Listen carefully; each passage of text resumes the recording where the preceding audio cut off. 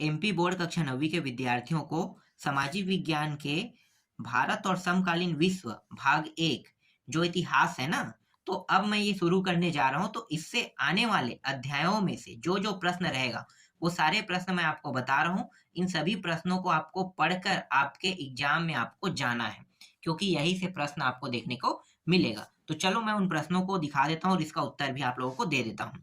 ठीक है, तो देखो यहाँ पे जो पहला प्रश्न है वो स्टेट क्या है कह रहा है। तो स्टेट हम किसे कहते हैं? स्टेट जनरल वह है जो फ्रांसीसी क्रांति के समय असेंबली विधानसभा में होते हैं है।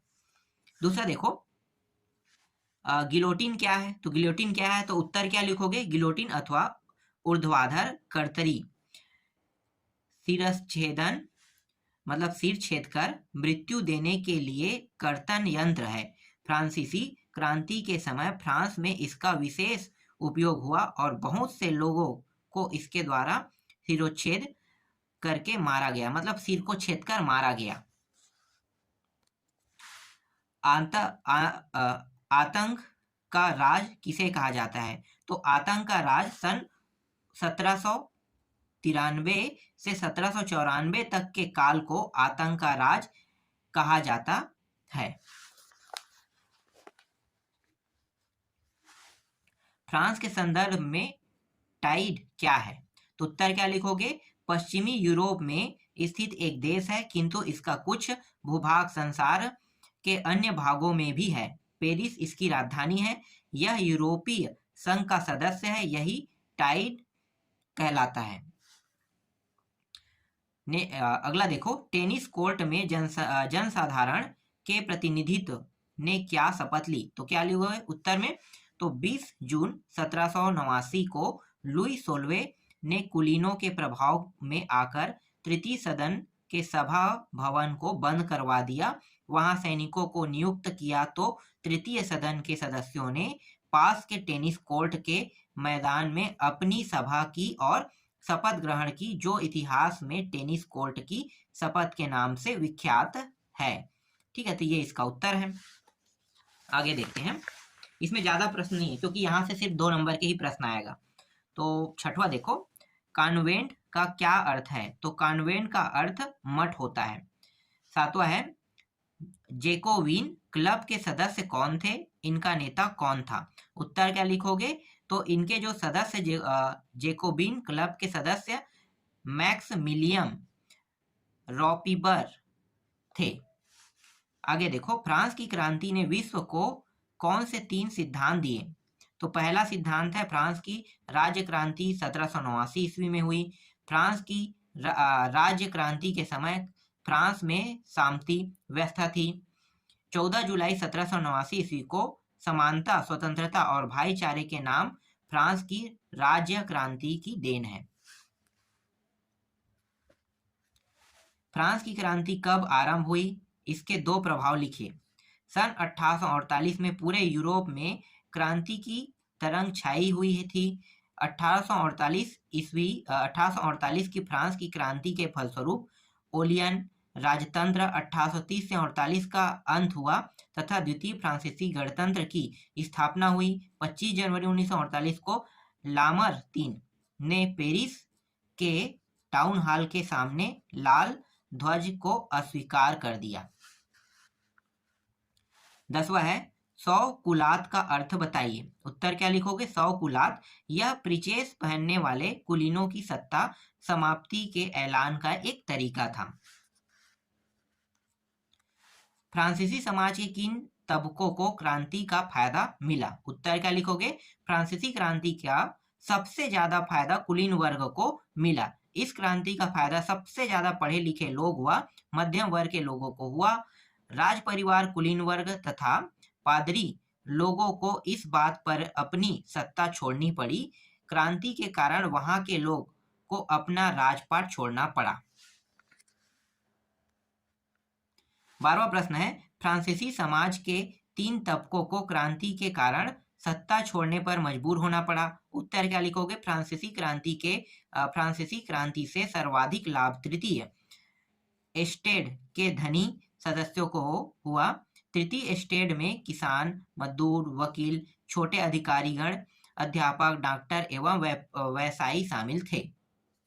क्रांति से पहले इन सभी को कर अदा करने पड़ते थे। साथ ही इन लोगों को पादरियों और कुलीनों के द्वारा के अपना क्या है अपमानित भी किया जाता था।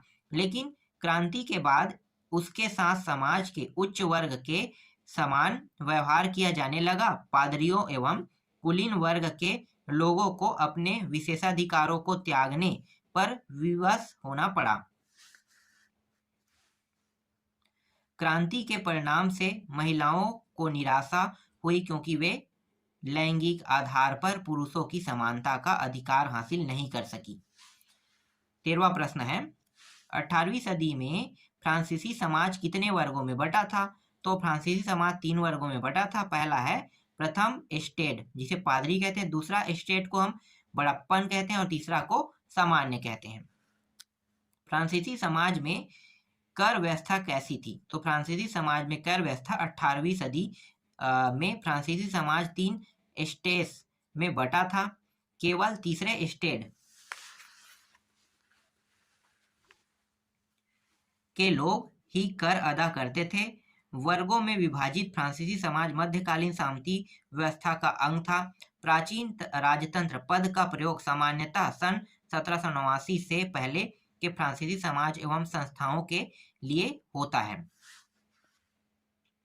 15 है, फ्रांस की क्रांति की शुरुआत किन परिस्थितियों में हुई? कोई 2 बिंदु लिखिए। तो फ्रांस की क्रांति की शुरुआत निम्न परिस्थितियों में हुई। पहला है, इसकी शुरुआत 14 जुलाई 1789 ईस्वी को हुई, जब क्रांतिकारियों ने बैलेस्टिक नामक जेल पर धावा बोल दिया।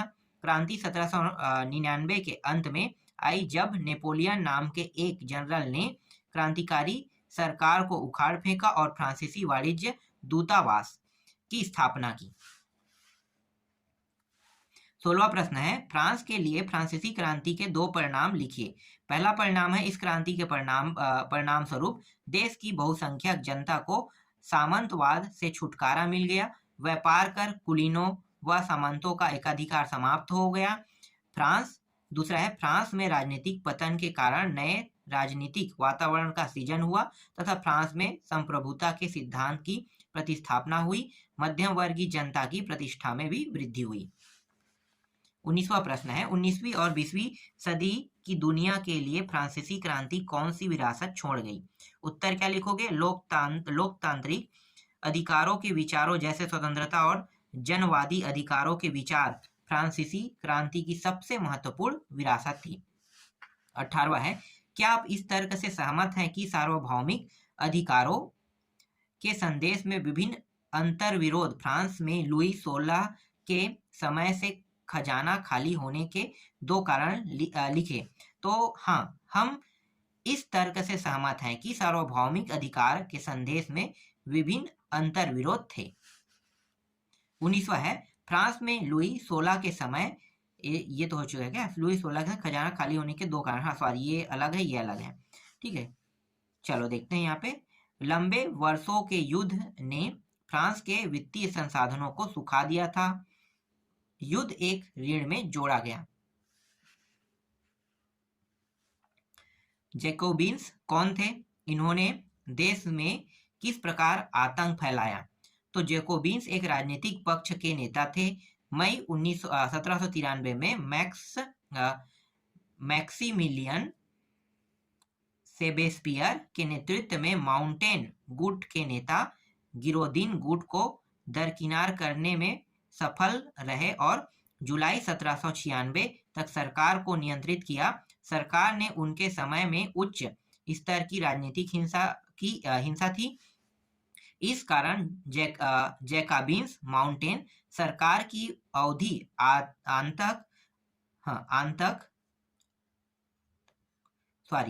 आतंक के शासन के रूप में पहचाना जाता है।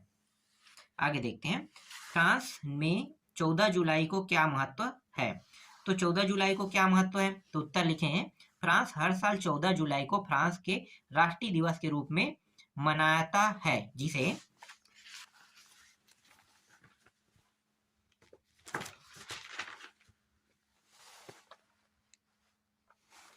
जिसे बास्तिल दिवस भी कहते हैं, कहा जाता है। यह 14 जुलाई 1789 को फ्रांसीसी क्रांति के दौरान बास्तीन का धावा बोलने की वर्षगांठ के रूप में मनाया जाता है। इसी तरह से 22वां प्रश्न है, रूसो कौन था? फ्रांस की राज्य क्रांति में इसका क्या महत्व है? यहाँ पे और बाकी तो नहीं लिखा है, ठीक है, तो ये देख लो।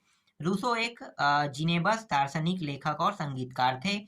रूसो ने राजा की निरंकुशता तथा दैवी अधिकार के सिद्धांत का खंडन किया और जनता की इच्छा को सविपरी बतलाया। इस सिद्धांत ने फ्रांस की तत्कालीन सामाजिक व राजनीतिक व्यवस्था में उथल पुथल मचा दी।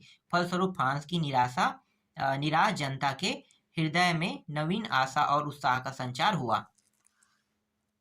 फिर है माउंटेस्क्यू के विषय में आप क्या जानते हैं? तो क्या जानते हैं भाई? तो यहाँ पे देखो, न्यायविद और उपन्यासकार थे, इतना ही आपको लिखना है और ज्यादा नहीं लिखना है, ठीक है। इसमें बहुत सारे टॉपिक लिखा है, मुझे लगा नहीं था कि इतने सारे प्रश्न होंगे इसमें, ठीक है। ये सब के सब प्रश्न बैंक के प्रश्न और यही से प्रश्न आएगा। फिर है डायरेक्टरी शामिल फ्रांस पर संक्षिप्त टिप्पणी लिखिए। तो देखते हैं, फ्रांस की डाइट, फ्रांस की शासन व्यवस्था को डायरेक्टरी या संस्था कहते हैं। इस शासन को फ्रांस के सम्राट नेपोलियन बर्नार्ड ने दिया था। फ्रांस में दास प्रथा का उन्मूलन कब और किस प्रकार हुआ? तो 1794 के कन्वेंशन ने फ्रांसीसी उपनिवेशों में सभी दासों की मुक्ति का कानून पारित कर दिया। यह कानून एक छोटी सी अवधि तक ही लागू रहा। 10 वर्ष बाद नेपोलियन ने दास प्रथा पुनः शुरू कर दी। फ्रांसीसी उपनिवेशों से अंतिम रूप में दास प्रथा का उन्मूलन 1848 में किया गया।